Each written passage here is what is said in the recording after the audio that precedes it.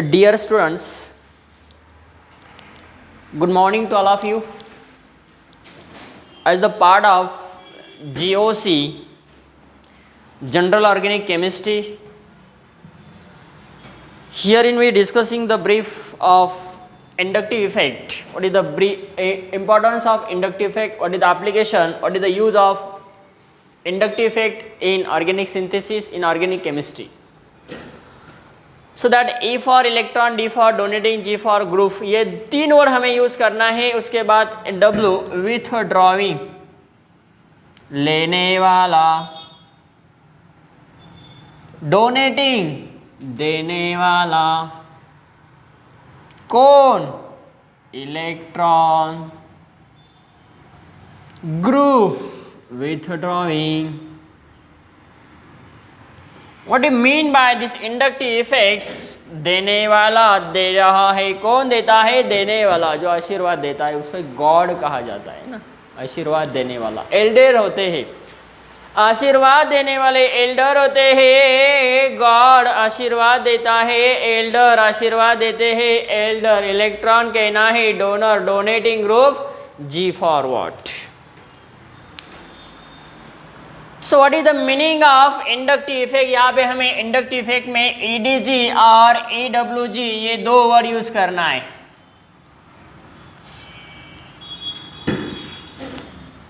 Electron donating and electron withdrawing group. उसके पहले हम जान लेते हैं इंडक्टिव इफेक्ट क्या होता है. Very important, very importance of inductive effect in organic synthesis. जैसे कि कोई कंपाउंड है, उस कंपाउंड को अलग डिफरेंट एटम्स और ग्रुप ऑफ एटम्स अटैच है. आर कार्बन को कार्बन, कार्बन को कार्बन, कार्बन को carbon, carbon carbon carbon carbon को कार्बन, और ऐसा दूसरा एटम्स उसको अटैच हो सकता है different other than carbon, nitrogen, oxygen, sulphur, halogen. ऐसे डिफरेंट एटम्स और ग्रुप ऑफ एटम्स जब कार्बन एटम किसी कार्बन एटम को अटैच होते हैं तब क्या होता है? ऐसे एटम्स को कौन से एटम्स कहते हैं? जिस एटम्स और ग्रुप ऑफ एटम्स का यहाँ पे मान लेते हैं फ्लोरीन हो सकता है, क्लोरीन हो सकता है, ब्रोमीन हो सकता है. हेलोजन की हम बात करते हैं. जैसे कि कार्बन कार्बन को अटैच है, कार्बन को हेलोजन अटैच है. जैसे कि कार्बन कार्बन को अटैच है, कार्बन को नाइट्रोजन अटैच है. यहाँ पे फ्लोरीन हो सकता है, क्लोरीन या ब्रोमीन हो सकता है, डिफरेंट एटम्स. जैसे कि कार्बन कार्बन कार्बन को अटैच होता है ऑक्सीजन, कार्बन कार्बन कार्बन को अटैच होता है सल्फर. ये जो एटम्स और ग्रुप ऑफ एटम्स है, ये डिफरेंट एटम्स और ग्रुप ऑफ एटम्स है जिनकी इलेक्ट्रोनेगेटिविटी ज़्यादा है. This fluorine atoms, chlorine atoms, bromine atoms, nitrogen, oxygen, sulphur. Periodic table की हम बात करते हैं तो पीरियोडिक टेबल में सबसे ज्यादा मोर इलेक्ट्रोनेगेटिव एटम्स होता है फ्लोरीन. तो ऐसा कोई एटम्स कार्बन को अटैच होता है, नाइट्रोजन हो सकता है, ऑक्सीजन या सल्फर. तब क्या होता है? उसकी इलेक्ट्रोनेगेटिविटी ज़्यादा है, उसकी इलेक्ट्रोनेगेटिविटी ज़्यादा है तो वो इलेक्ट्रॉन्स अपनी तरफ एक्सेप्ट करेगा. कौन? जिस एटम्स की इलेक्ट्रोनेगेटिविटी ज़्यादा है वो एटम्स इलेक्ट्रॉन अपनी तरफ एक्सेप्ट करेगा. तो क्या हुआ? इलेक्ट्रॉन जैसे एक्सेप्ट करेगा, कहाँ से करेगा? तो वो करता है SSC से. What do mean by SSC? Single sigma covalent bond. यहाँ पे नॉट ओनली सिंगल, यहाँ पर जब कार्बन कार्बन डबल बॉन्ड होता है तो ये पाई बॉन्ड यहाँ से ब्रेक होता है, क्योंकि पाई बॉन्ड यहाँ पे क्या है? Weak. Pi bond weak, sigma bond strong है. Pi bond weak, sigma bond strong है. अब देखना है, पाई बॉन्ड वीक होता है, सिग्मा बॉन्ड स्ट्रांग होता है. किसी कंपाउंड में सिग्मा बॉन्ड और पाई बॉन्ड है तो क्या होता है? सिग्मा बॉन्ड पहला यहाँ पे पाई बॉन्ड यहाँ से ब्रेक होगा, सिग्मा बॉन्ड ब्रेक नहीं होगा, क्योंकि सिग्मा बॉन्ड स्ट्रांग होता है, पाई बॉन्ड वीक होता है. तो कभी कार्बन कार्बन सिंगल बॉन्ड है, कार्बन कार्बन डबल बॉन्ड है, कार्बन कार्बन ट्रिपल बॉन्ड है, तो याद रखना है यहाँ से पाई बॉन्ड पहला ब्रेक होता है, सिग्मा बॉन्ड नहीं. यहाँ पे पाई बॉन्ड शिफ्ट होता है, सिग्मा बॉन्ड नहीं. अब हम यहाँ पे कह सकते हैं कि एटम्स और ग्रुप ऑफ एटम्स, हम यहाँ पे ये कह सकते हैं कि एटम्स और group of atoms, if we are having the atoms और group of atoms, the different atoms और group of atoms is directly attach to the central atoms. तो यहाँ पे ये डिफरेंट एटम्स और group of atoms carbon atom को attach है, ये कार्बन एटम को अटैच है। यहाँ पे नाइट्रोजन है, ऑक्सीजन है, सल्फर है, हेलोजन है, इसकी इलेक्ट्रोनेगेटिविटी ज़्यादा है। और जिस एटम्स और ग्रुप ऑफ एटम्स की इलेक्ट्रोनेगेटिविटी ज़्यादा होती है वो क्या करेगा, इलेक्ट्रॉन एक्सेप्ट करेगा। इलेक्ट्रॉन एक्सेप्ट कर रहा है मतलब यहाँ से यहाँ पे कोई तो भी एक बॉन्ड ब्रेक हो रहा है, शिफ्टिंग यहाँ पे होंगी। इस शिफ्टिंग को हम यहाँ पे कहते हैं डिस्प्लेसमेंट। देखो हम यहाँ पे डेफिनेशन बनाना जा रहे हैं, डेफिनेशन हम यहाँ पे बना रहे। तो यहाँ पे हम कह सकते हैं कि इस बॉन्ड का क्या हो रहा है, डिस्प्लेसमेंट होता है। ऐसा 2 बार 3 बार होता है, 2 बार होता है, 1 बार। यहाँ पे इसका इफेक्ट जो है वो निग्लिजिबल होगा, क्योंकि ये जो एटम्स है, more electronegative atoms, it is away from this carbon.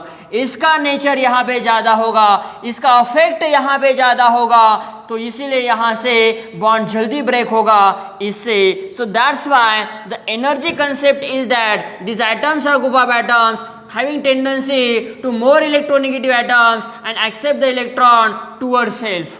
ये इलेक्ट्रॉन अपनी तरफ क्या करेगा, एक्सेप्ट करेगा। जैसे इलेक्ट्रॉन एक्सेप्ट करेगा वो सिंगल सिग्मा कोवेलेंट बॉन्ड जो है वो क्या होगा, ब्रेक होगा। तो यहाँ पे हम कह सकते हैं कि displacement of sigma bond, single sigma covalent bond toward the more electronegative atom, and this polarize, this is what, as you can say, polarizability, the polarizability, or we can say polarization is there. What do you mean by polarization? Meaning of the pole means what? The pole means what? Oppositely charged, positive आणि negative. आता इथं काय होतं, ज्या atom और group of ॲटमची electronegativity ही जास्त असते तो ॲटम स्वतःकडे इलेक्ट्रॉन काय करतो, ॲक्सेप्ट करतो. जसं तो ॲक्सेप्ट करणार तसं म्हणजे काय होणार, तिकडचा जो बॉन्ड आहे तो काय होणार, डिस्प्लेसमेंट होणार. मग हा बॉन्ड डिस्प्लेसमेंट झालाय single sigma covalent bond toward the more electronegative atom. मग जसा डिस्प्लेस झालाय या ॲटम्सवर निगेटिव्ह चार्ज येणार, partially negative charge, partially negative charge, partially negative charge, आणि जिथून मिथून नाही रे बाबा, जिथून ज्या कार्बन पासून ब्रेक झालाय त्या कार्बनवर पॉझिटिव्ह चार्ज येणार, डेल्टा पॉझिटिव्ह पार्शियल पॉझिटिव्ह. यहाँ पे पार्शियली पॉजिटिव चार्ज क्रिएट हो रहा है, यहाँ पे पार्शियली नेगेटिव चार्ज क्रिएट हो रहा है. 2 पोल्स यहाँ पे जनरेट हुए, एक हुआ पॉजिटिव और दूसरा हुआ निगेटिव. इसको कहते हैं प्लस आई इफेक्ट और इसको कहा जाता है minus I effect. Positive inductive effect, त्याला आपण काय म्हणतो, पॉझिटिव्ह इंडक्टिव्ह इफेक्ट असं म्हणतो, पॉझिटिव्ह इंडक्टिव्ह इफेक्ट. मग याला आपण प्लस आई इफेक्ट म्हणणार, याला आपण मायनस आय इफेक्ट म्हणणार. प्लस आय इफेक्ट आणि मायनस आय इफेक्ट म्हणजेच आपण याला इंडक्टिव्ह इफेक्ट असं म्हणतो. Overall as we can say the definition is start from here and and from here. ये 4 पॉइंट हमें याद रखना है, वेरी इंपॉर्टेंट.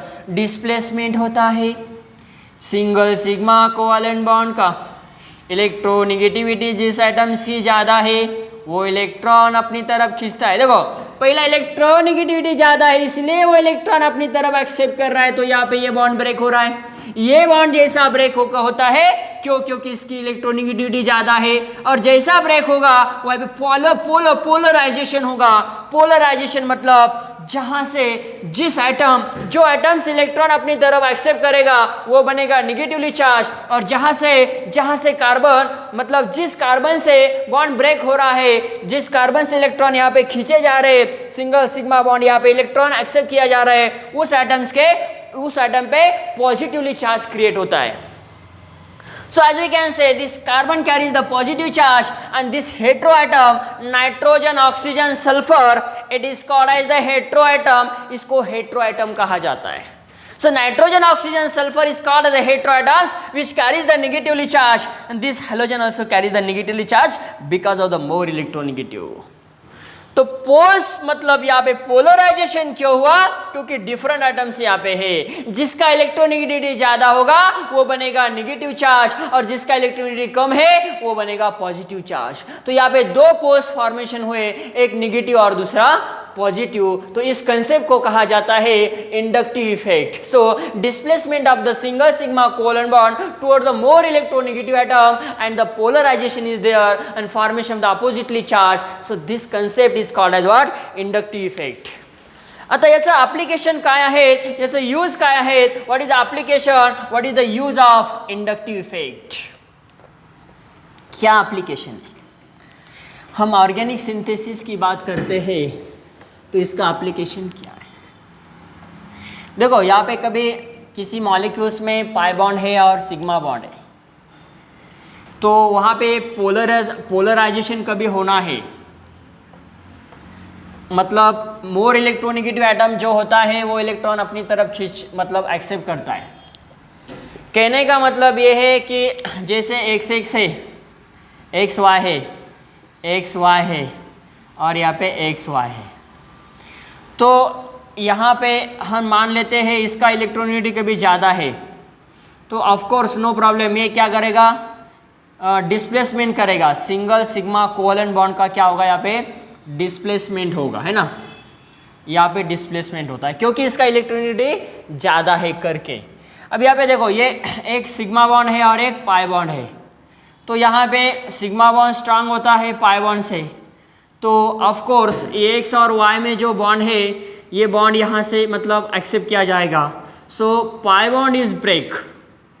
यहाँ पे जो इलेक्ट्रॉन्स है, electron first of all electron किसका एक्सेप्ट किया जाएगा, पाई बॉन्ड का इलेक्ट्रॉन यहाँ पे एक्सेप्ट होगा, सिग्मा बॉन्ड का नहीं, है ना, पहले पाई बॉन्ड का होगा। क्यों, क्योंकि पाई इलेक्ट्रॉन्स यहाँ पे पाई बॉन्ड जो होता है वो वीक होता है, pi bond is a weaker then what, then sigma bond. इसीलिए किसी मॉलिक्यूल में किसी कंपाउंड में सिग्मा पाई बॉन्ड होता है तो पाई बॉन्ड पहला ब्रेक होता है, सिग्मा बॉन्ड नहीं, क्योंकि सिग्मा बॉन्ड क्या होता है, स्ट्रॉन्गर होता है।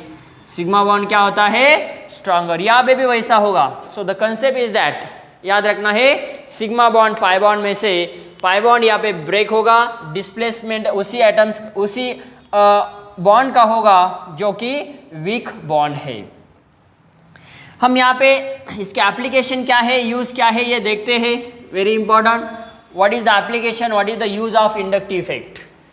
इसका एप्लीकेशन क्या है, जैसे कि हम मान लेते हैं हमारे पास एरोमेटिक न्यूक्लियस है, यहाँ पे ये कंपाउंड है और यहाँ पे हम डी लेते हैं, D for what, this is the donor, D for donor group, मतलब इसके पास इलेक्ट्रॉन है। मान लेते हैं इसके पास ये कौन है, इलेक्ट्रॉन डोनर ग्रुप है, इसको डोनर कहते हैं। डोनर किसको कहा जाता है, जिसके पास मतलब डोनेट कौन करता है, जिसके पास है वही डोनेट करेगा। तो डोनेट करने वाला, इलेक्ट्रॉन डोनेट करने वाला, उसके पास एक तो इलेक्ट्रॉन्स होना चाहिए, नहीं तो निगेटिवली चार्ज होना चाहिए।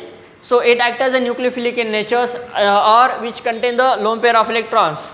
तो उस एटम्स के पास इलेक्ट्रॉन्स है, लोन पेयर ऑफ इलेक्ट्रॉन्स है, तो उसकी टेंडेंसी है इलेक्ट्रॉन डोनेट करने की। अब यहाँ पे डी है, इसकी टेंडेंसी है इलेक्ट्रॉन डोनेट करने की, तो इलेक्ट्रॉन यहाँ पे डोनेट होगा और ये पाई बॉन्ड ऐसा शिफ्ट होगा। So what happen, this donate of electron, loan pair of electron toward the more electronegative atoms, ऐसा कहते हैं, है ना। मतलब इसमें क्या है, एप्लीकेशन क्या है, देखो एप्लीकेशन सबसे इंपॉर्टेंट है। यहाँ पे डी ग्रुप कौन से हमें लेना है, डी मतलब क्या, इलेक्ट्रॉन डोनर, हमने इसको कहा ये होता है इलेक्ट्रॉन डोनर। अब डोनर है मतलब क्या बोलेंगे कि इसके जिसके पास इलेक्ट्रॉन है उसी को हम डोनर कहेंगे।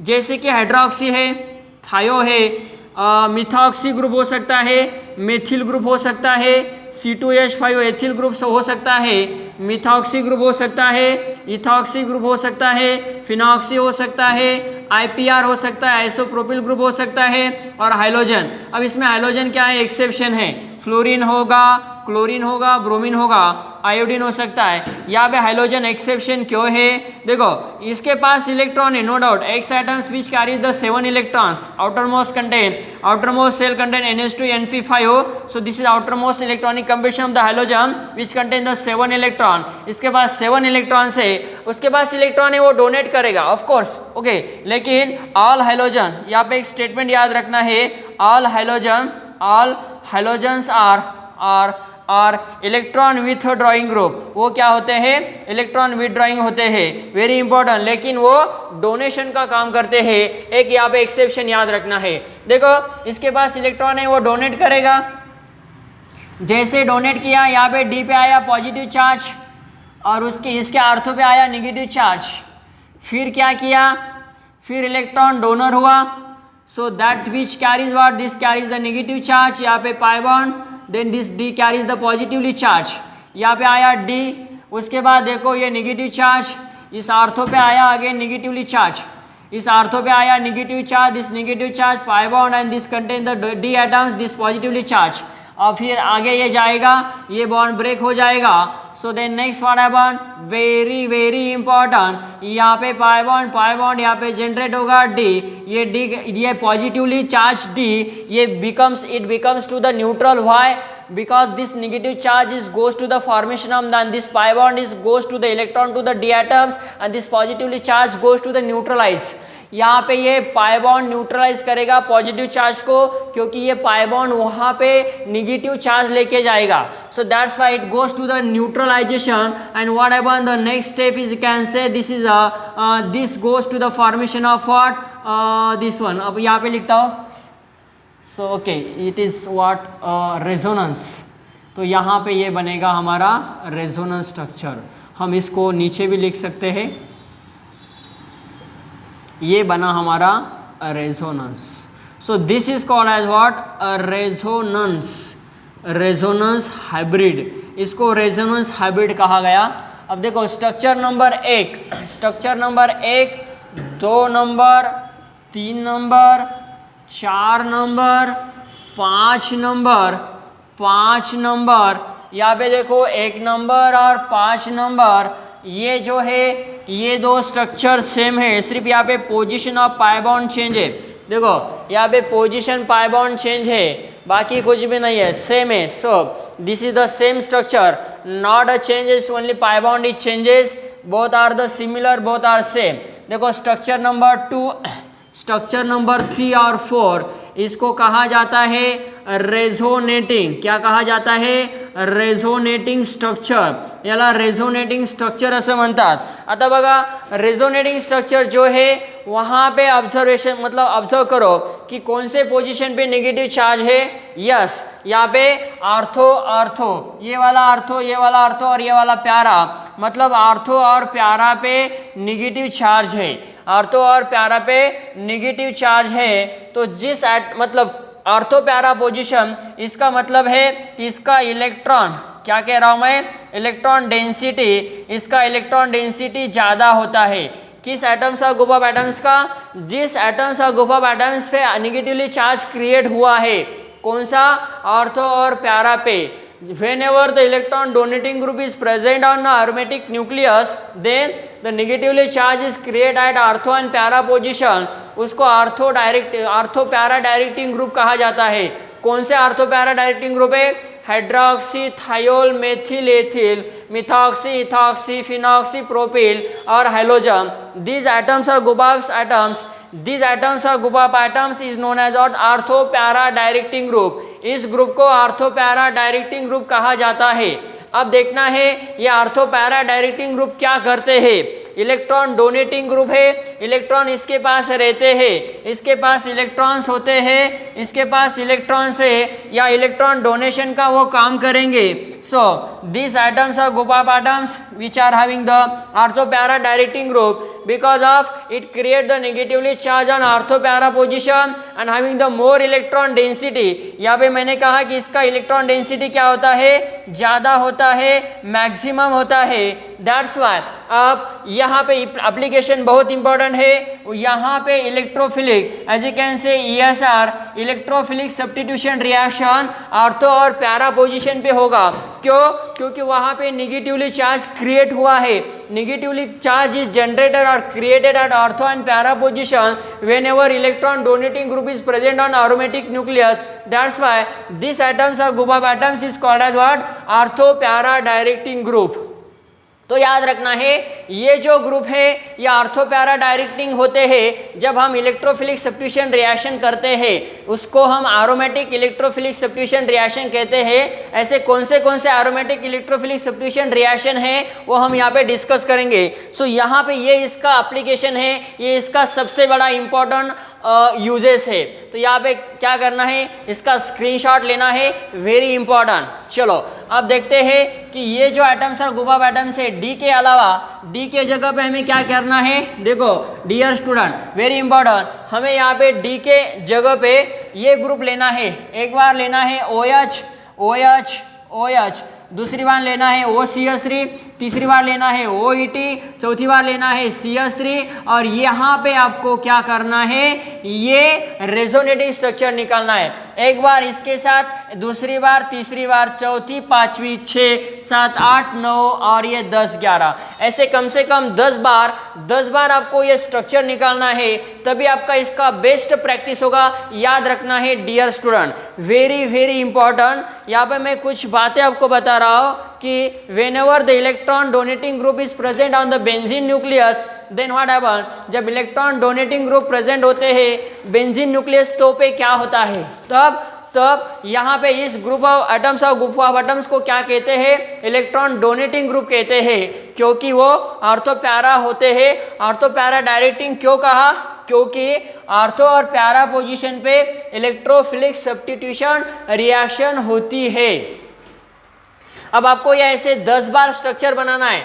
हाइड्रोक्सी लेके एक बार, थायोल लेके दूसरी बार, मेथिल तीसरी बार, एथिल चौथी बार, आइसोप्रोपिल पांचवी बार, मिथॉक्सी इथॉक्सी 6-7 बार और हेलोजन लेके उसको करना है 10 बार. तो 10 बार आपको ये क्या करना है, रेजोनेटिंग स्ट्रक्चर निकालना है. अब देखो हमने क्या किया, ऑर्थो और पैरा पोजीशन पे निगेटिवली चार्ज क्रिएट किया. ऑर्थो पैरा पोजीशन पे हम जब निगेटिवली चार्ज क्रिएट करते हैं तब क्या होता है, तब उसका इलेक्ट्रॉन डेंसिटी ज़्यादा होता है. और जिस एटम्स का इलेक्ट्रॉन डेंसिटी ज़्यादा है ऑफ कोर्स वहाँ पे इलेक्ट्रोफिलिक सब्स्टिट्यूशन रिएक्शन होता है. तो इलेक्ट्रोफिलिक सब्स्टिट्यूशन रिएक्शन ऐसे कौन से हैं, वेरी इंपॉर्टेंट. अब वहाँ पे हम डिस्कस करेंगे. यहाँ पे हम डिस्कस करेंगे कि AR उसको हम कहते हैं AR-ESR. क्या कहते हैं, AR-ESR, aromatic electrophilic substitution reaction ऐसे कौन से हैं. देखो वेरी वेरी इंपॉर्टेंट, जो कि ये इंपॉर्टेंट पार्ट है हमारा. यहाँ पे होता है पहला रिएक्शन नाइट्रेशन, जो कि हम मिक्सचर यूज़ करते हैं नाइट्रिक एसिड और sulphuric acid. Concentrated mixture of concentrated nitric acid and sulfuric acid, 2 mole of sulphuric acid and 1 mole of nitric acid. तो उस मिक्सचर को नाइट्रेटिंग मिक्सचर कहते हैं. और जो रिएक्शन हम कहेंगे उसको कहते हैं नाइट्रेशन रिएक्शन. देखो ये एक इलेक्ट्रोफिलिक सब्स्टिट्यूशन रिएक्शन हम यहाँ पे डिस्कस कर रहे हैं. इलेक्ट्रोफिलिक नाइट्रेशन, उसके बाद है सल्फोनेशन. सल्फोनेशन में क्या यूज़ करते हैं, सल्फोनेशन में यहाँ पे हम लिख सकते हैं, यस इसके आगे लिखेंगे concentrated nitric acid plus concentrated sulphuric acid. Nitric acid plus sulphuric acid, इस मिक्सचर को नाइट्रेटिंग मिक्सचर कहते हैं. 2 mole of concentrated what, H2SO4 sulphuric acid. So this is known as what, sulphonation के लिए इसको यूज़ किया जाता है. नेक्स्ट हम यहाँ पे डिस्कस करते हैं nitration sulphonation. Again what, halogenation. The next one is what, halogenation. Halogenation में हम यूज़ करते हैं H2, उसके साथ लेविस एसिड. जब हम Cl2 लेते हैं तो AlCl3 लेना पड़ता है. So this is the corresponding Lewis acid. Halogenation. उसके बाद है फिडलरक्राफ्ट reaction.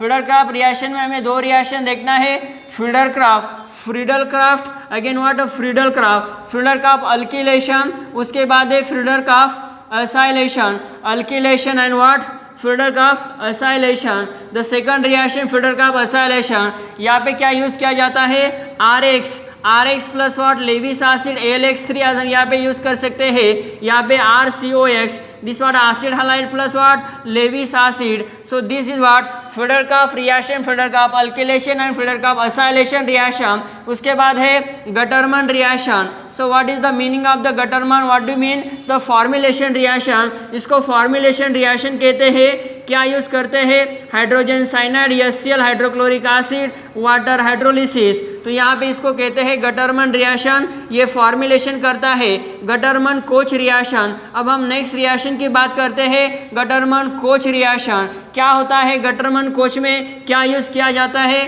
Carbon monoxide plus H plus, this is the mixture of this Gattermann reaction as an what, this is the formulation reaction. उसके बाद है Reimer Tiemann reaction,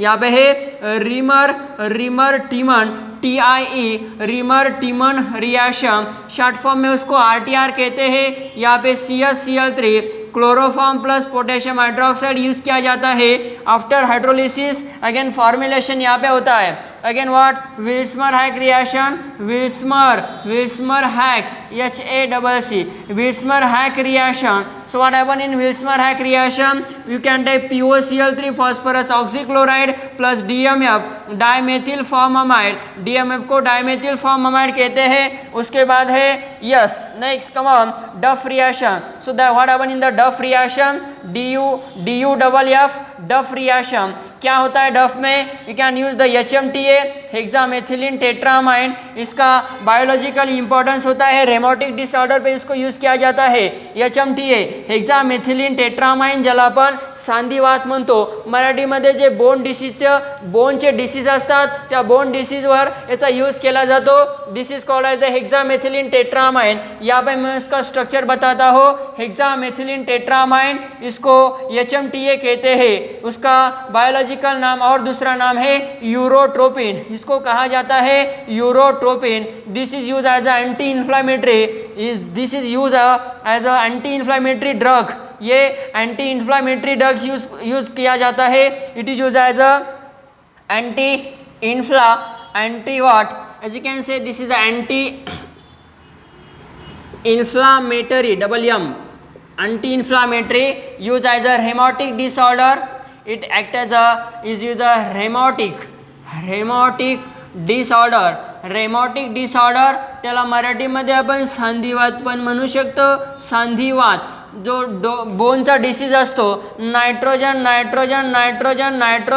इसको कहा जाता है HMTA हेक्सामेथिलीन टेट्रामाइन। सो डफ रिएक्शन HMTA एंड H+, लेकिन यहाँ पे ये फॉर्मुलेशन का काम करता है। सो सोमलेट रिएक्शन में भी हम इसको यूज़ करते हैं बेंजिल हलाइड से बेंजाल्डिहाइड प्रिपरेशन करने के लिए, प्रिपरेशन ऑफ और the synthesis of the benzaldehyde starting from the benzyl halide, starting from the benzyl chloride और benzyl bromide, formation of the benzaldehyde, वहाँ पे उस रिएक्शन को सोमलेट रिएक्शन कहते हैं। यहाँ पे देखते हैं last reaction, this is called as what Kolbe's reaction. What happen in the Kolbe's reaction, Kolbe's reaction में carbon dioxide plus what H+ and hydrolysis in acidic condition. यहाँ पे देखो कार्बोक्सिलेशन होता है,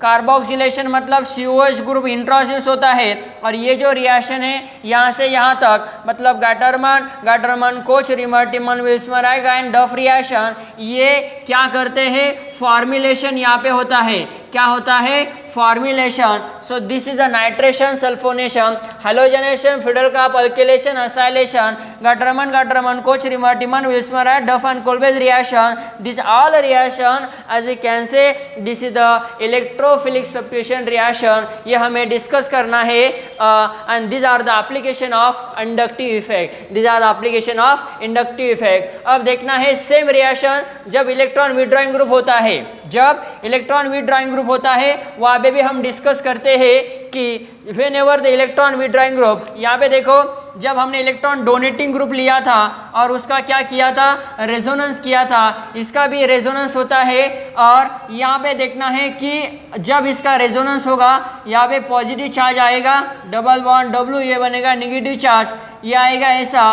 फिर यहाँ पे देखो आर्थो पे, देखो वेरी इंपॉर्टेंट, आर्थो और प्यारा पे यहाँ पे पॉजिटिव चार्ज आ रहा है। लेकिन पहली बार क्या हुआ था, पहली बार हमने जब रेजोनेंस किया था, जब हमारे पास इलेक्ट्रॉन डोनेटिंग ग्रुप था, तब क्या हुआ था, नेगेटिव चार्ज आर्थो और प्यारा पे आया था। लेकिन यहाँ पे क्या हो रहा है, देखो आर्थो और प्यारा पे पॉजिटिव चार्ज क्रिएट हो रहा है, आर्थो और प्यारा पे पॉजिटिव चार्ज क्रिएट हो रहा है। तो इसका मतलब क्या होता है, इसका मतलब ये है कि आर्थो और प्यारा पे यहाँ पे जब पॉजिटिव चार्ज क्रिएट होता है, यहाँ पे पॉजिटिव चार्ज क्रिएट होता है, तब क्या होता है कि मेटा पोजीशन का इलेक्ट्रॉन डेंसिटी, मेटा पोजीशन की इलेक्ट्रॉन डेंसिटी हम कहते हैं कि यहाँ पे मेटा पोजीशन की इलेक्ट्रॉन डेंसिटी ज़्यादा होती है, मेटा पोजीशन की इलेक्ट्रॉन डेंसिटी ज़्यादा होती है। दैट्स वाई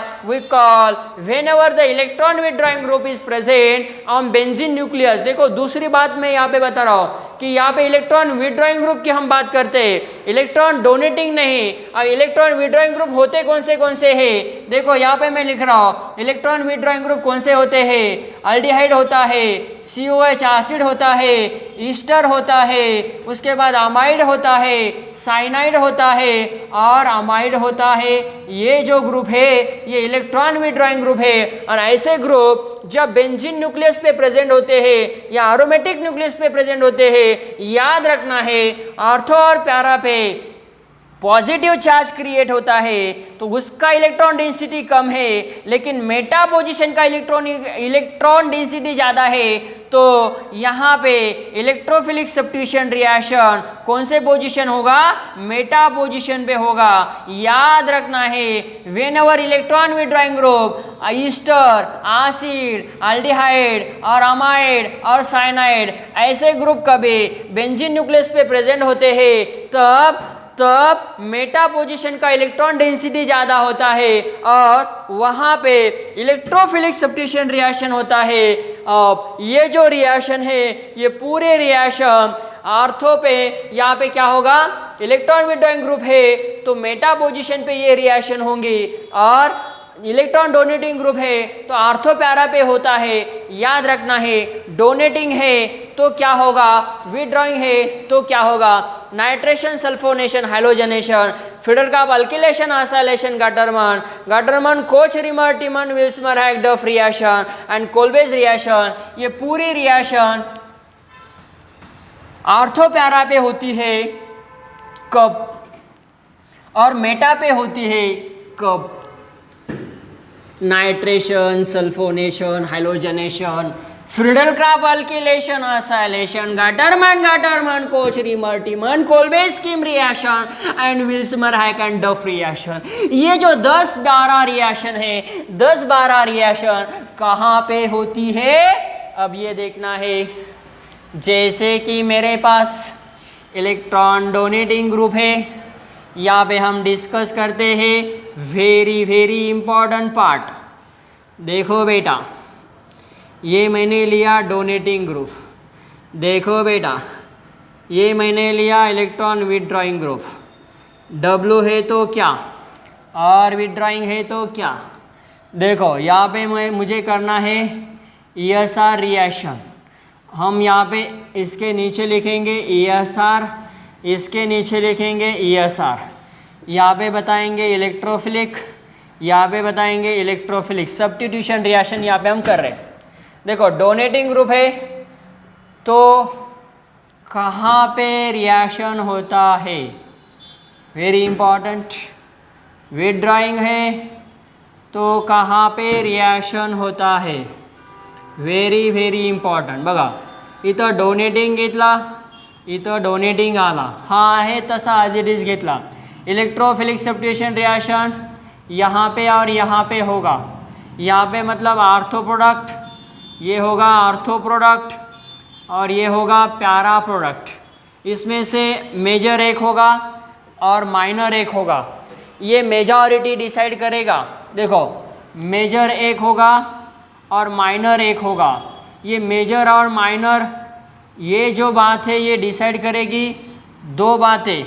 यहाँ पे दो बात डिसाइड हो गई, दो थिंग्स यहाँ पे डिसाइड करेगी। देखो पहली बात है स्टेरिक क्राउडिंग, स्टेरिक क्राउडिंग, जहाँ पे स्टेरिक क्राउडिंग है, जहाँ पे स्टेरिक क्राउडिंग है। और दूसरी बात है हाइड्रोजन बॉन्डिंग, जहाँ पे स्टेरिक क्राउडिंग है, जहाँ पे स्टेरिक क्राउडिंग है वहाँ पे प्यारा वाला मेजर होता है, जहाँ पे हाइड्रोजन बॉन्डिंग है वहाँ पे आर्थो वाला मेजर होता है। याद रखना है आर्थो प्रोडक्ट कब मेजर है और प्यारा प्रोडक्ट कब मेजर है। हाइड्रोजन बॉन्डिंग है तो ortho product major, steric crowding है तो प्यारा प्रोडक्ट मेजर। अब यहाँ पे इलेक्ट्रॉन विथड्रॉइंग ग्रुप है तो मेटा पोजीशन पे यहाँ पे क्या होता है, मेटा पोजीशन पे यहाँ पे हमारी रिएक्शन होगी। This is the electron withdrawing group. whenever this electron withdrawing group is present on the benzene nucleus or aromatic nucleus, then what happen, this is a electrophilic substitution reaction is takes place at a meta position। यहाँ पे जो electrophilic substitution reaction है ये Meta position पे होगा। कौन से position पे होगा, मेटा पोजीशन पे होगा। Because of what, this whenever the electron withdrawing group is present on the aromatic nucleus, then what happen, the electrophilic substitution reaction is takes place at meta position because of the more electron density।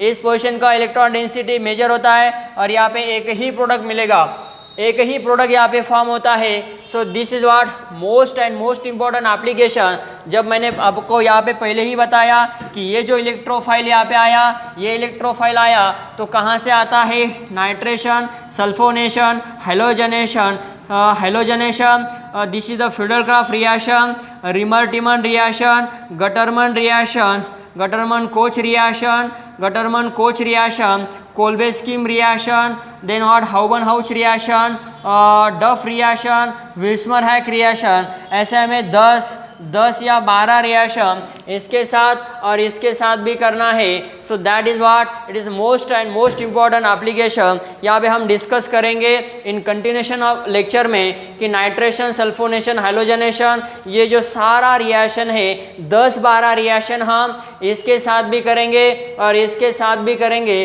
कौन सा product major है, कौन सा minor है, ये decide करने वाली दो बातें हम वहाँ पे एक्सप्लेन करेंगे।